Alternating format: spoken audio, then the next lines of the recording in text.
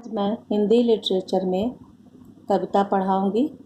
Part 3 म्याऊं म्याऊं। सोई सोई एक रात में सोई सोई, रोई एका एक बिलक कर रोई। रोती क्यों ना मुझे नाक की एक नोक पर काट गई थी चूहिया चूंटी। चूहिया काट गई चूंटी भर, सचमुच बहुत डरी चूहिया से सच बहुत डरी मैं।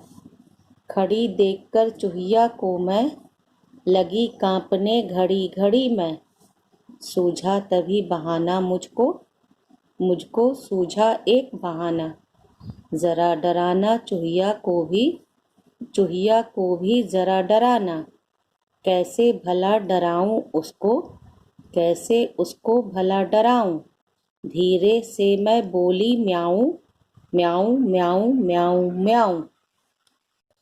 अब मैं इस कविता का आपको अर्थ समझाऊंगी।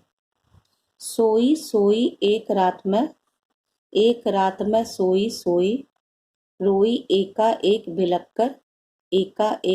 कर रोई।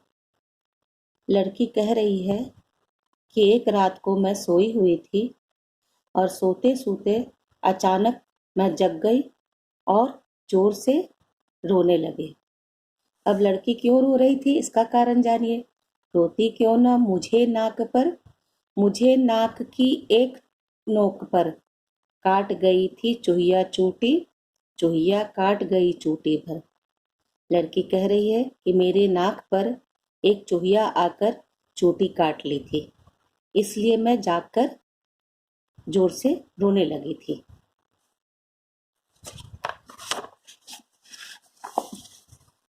सचमुच बहुत डरी चूहिया से सच बहुत डरी मैं। खड़ी देखकर चूहिया को मैं लगी कांपने घड़ी घड़ी मैं। अब लड़की कह रही है कि सही में मैं बहुत डर गई थी चूहिया से और उसके डर के कारण मैं बहुत कांप रही थी। हर पल हर क्षण कांप रही थी।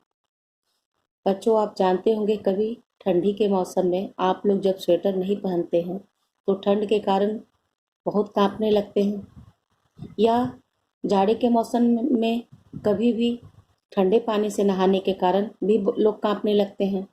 तो उसी तरीके से वो लड़की चूहिया के डर से कांप रही थी।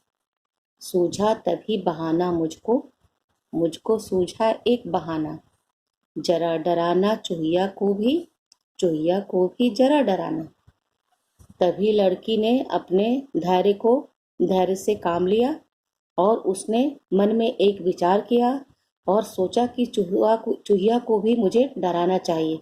इसके लिए वह उपाय सोचने लगी। कैसे उसको भला डराऊं। धीरे से मैं बोली म्याऊं म्याऊं म्याऊं म्याऊं म्याऊं।